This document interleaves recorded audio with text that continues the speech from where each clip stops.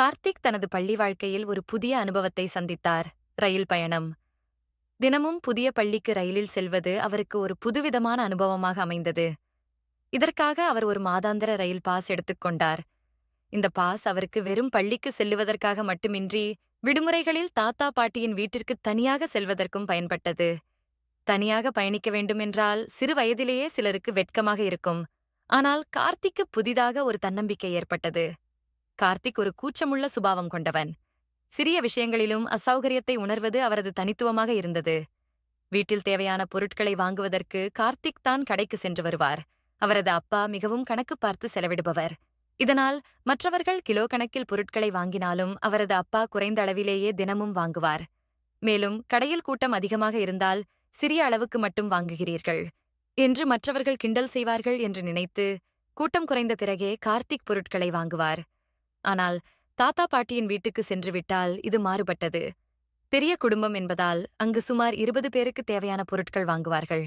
இதனால் கார்த்திக்கு பெருமையாக இருந்தது.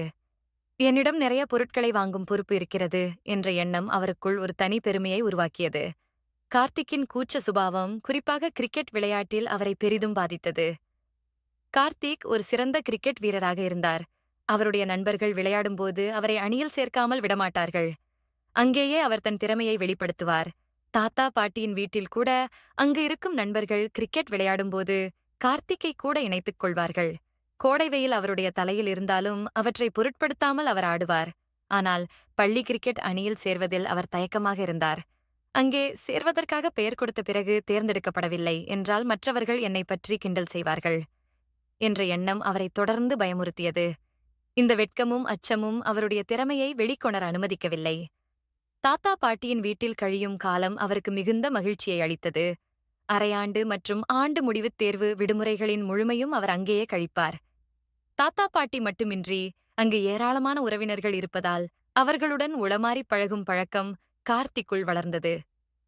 அந்த வீட்டின் கலகலப்பும் மகிழ்ச்சியோடும் இருப்பதை அவர் மிகவும் விரும்பினார். அங்கு அவருக்கு கொடுக்கப்படும் அன்பும் ஆதரவும் அவருடைய மன அழுத்தங்களை மறக்கச் செய்தது. ஒவ்வொரு பண்டிகையிலும் கார்த்திக்கின் பெற்றோர் அவரை உறவினர்களின் வீட்டிற்கு இனிப்புகள் மற்றும் பரிசுகள் கொடுத்து அனுப்புவார்கள்.